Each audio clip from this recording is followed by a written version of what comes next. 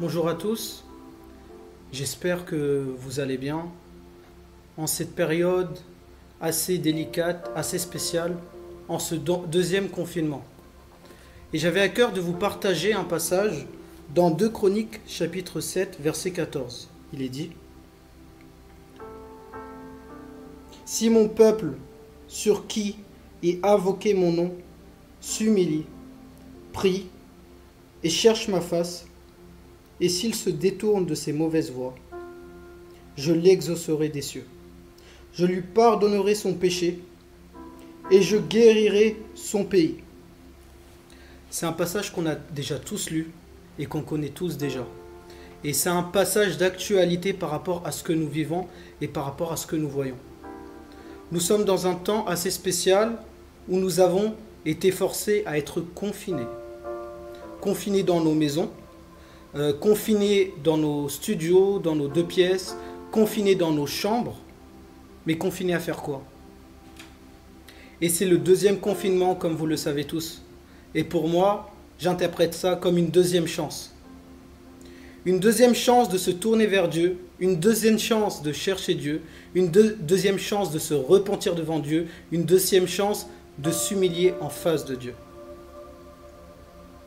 Durant le premier confinement, nous, peuple chrétien, nous avons commencé à chercher la face de l'Éternel, de tout notre cœur, de toute notre âme, de tout notre être. Mais il y a eu un temps de relâchement. Et Dieu a envoyé ce confinement pour que nous recherchions sa face. Donc d'après ce passage,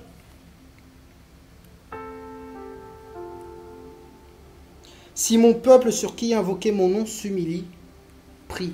C'est un temps où nous devons nous humilier. C'est un temps où nous devons être brisés. C'est un temps où nous devons être humbles parce que nous sommes orgueilleux. Orgueilleux par nos manières de penser, orgueilleux par nos manières de réfléchir, orgueilleux par nos manières de parler, orgueilleux par nos manières d'aborder les gens, de parler à nos frères, parler à nos sœurs. C'est un temps où nous devons arrêter d'être jaloux, jaloux des bénédictions de nos frères, jaloux des bénédictions de nos sœurs. C'est un temps où nous devons crucifier notre chair. C'est un temps où nous devons nous remettre en question. Ce confinement, on est enfermé dans notre chambre face à un miroir. Et aujourd'hui, tu dois te regarder devant la glace et devant le miroir et analyser l'état de ton âme, l'état de ton cœur, ton état spirituel. Parce que le Seigneur, il veut que tu t'humilies en face de lui. Le Seigneur, il veut que tu recherches sa face. Donc, il est dit: si mon peuple s'humilie, prie et cherche ma face, et s'il se détourne de ses mauvaises voies. Donc tu dois d'abord t'humilier, tu dois rechercher sa face, tu dois prier. C'est un temps où nous devons être mis à part de nos habitudes, mis à part des réseaux sociaux, des films, des séries, mis à part de nos amis. Et ça tombe bien parce qu'on ne peut pas les voir de toute façon, parce qu'on est enfermé. C'est un temps où on doit délaisser ou laisser ou mettre de côté les choses vaines, les choses inutiles, les choses qui nous font perdre du temps. Comme il est dit par l'apôtre Paul, toute chose est permise mais n'est pas utile. Et donc aujourd'hui tu sais ce qui est permis et ce qui n'est pas utile. Et c'est un temps où tu dois rechercher la face de Dieu.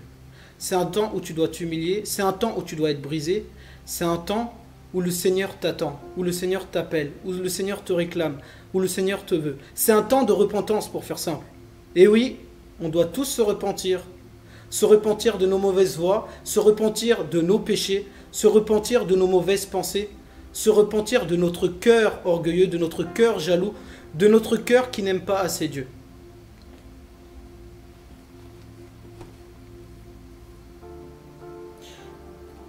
Je l'exaucerai des cieux, je lui pardonnerai son péché, je guérirai son pays.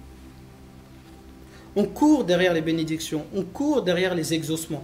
Le Seigneur veut te bénir. Le Seigneur a des projets de paix et non de malheur. Le Seigneur a déclaré des paroles prophétiques sur ta vie, mais elles ne s'exécutent pas, elles ne s'accomplissent pas.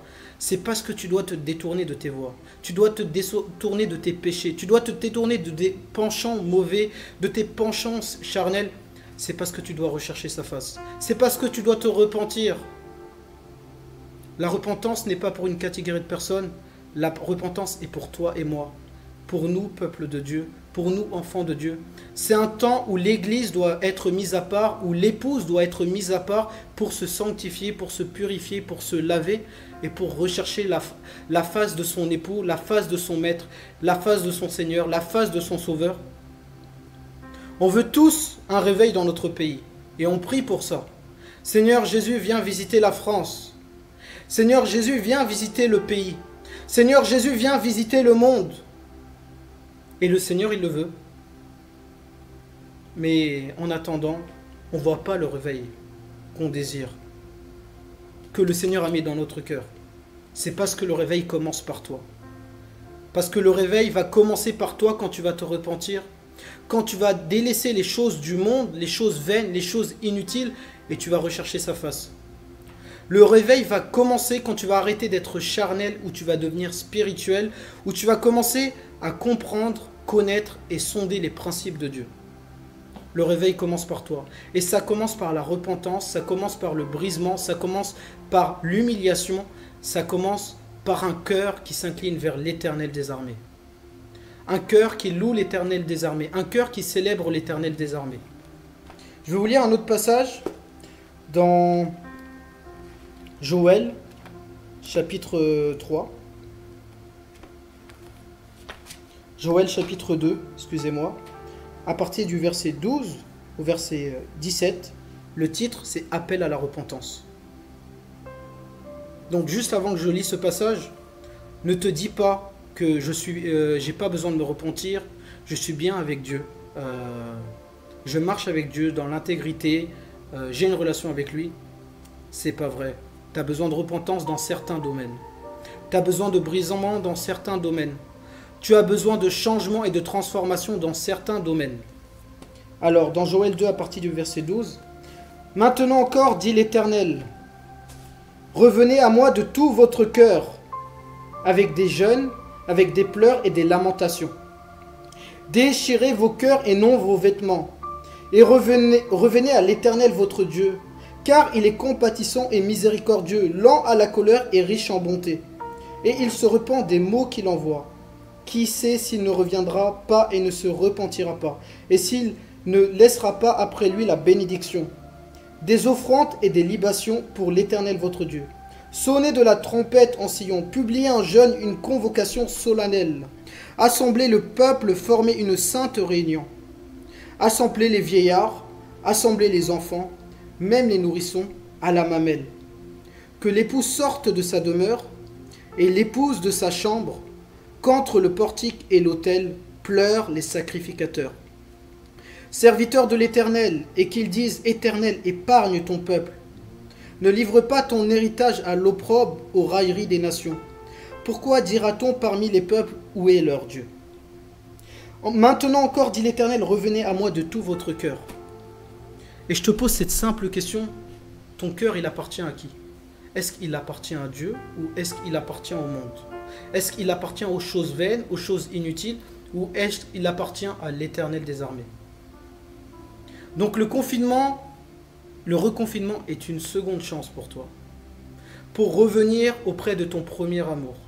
Le reconfinement est une chance pour toi, pour faire un scanner de ton cœur, un scanner de ta vie, pour analyser ton cœur, analyser ta vie, voir ce qui va, voir ce qui ne va pas, te détourner de tes mauvaises voies, te détourner de ce qui est impur, de tout ce qui est impudique, de tout ce qui est sale, et de revenir vers Dieu. Parce que Dieu nous prépare, Dieu prépare l'Église, Dieu prépare son peuple pour une gloire à venir, pour une gloire nouvelle, pour une gloire éternelle. Dieu prépare le réveil et il le commence avec nous, il le commence avec toi et moi.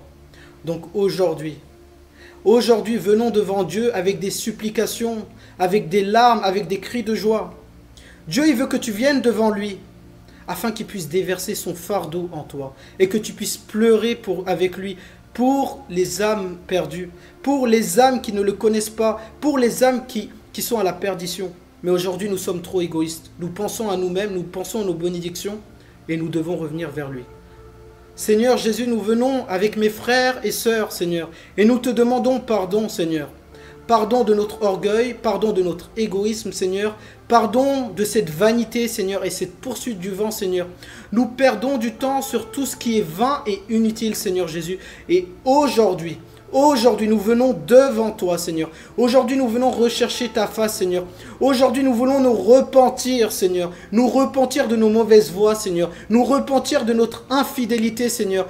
Aujourd'hui, Seigneur, nous te demandons pardon, Seigneur, parce que le premier confinement, nous ne nous sommes pas tournés vers toi, Seigneur. Mais aujourd'hui, nous prenons la ferme décision de rechercher ta face de tout notre cœur, de toute notre âme et de tout notre être. Seigneur, nous te louons. Seigneur, nous te célébrons. Seigneur, nous t'adorons et nous te rendons toute la gloire, l'honneur et la puissance dans le nom de Jésus-Christ. Amen. Alors que ce message ne rentre pas d'une oreille et sort de l'autre oreille, mais que ce message soit imprimé et imprégné dans ton cœur. Donc pendant cette période de confinement, recherche la face de l'Éternel, détourne-toi de tes mauvaises voies, détourne-toi de tout ce qui est vanité, de tout ce qui est inutile, et concentre-toi et centre-toi sur l'essentiel, sur le Seigneur Jésus. C'est votre frère Pierre, que le Seigneur Tout-Puissant vous bénisse. Amen.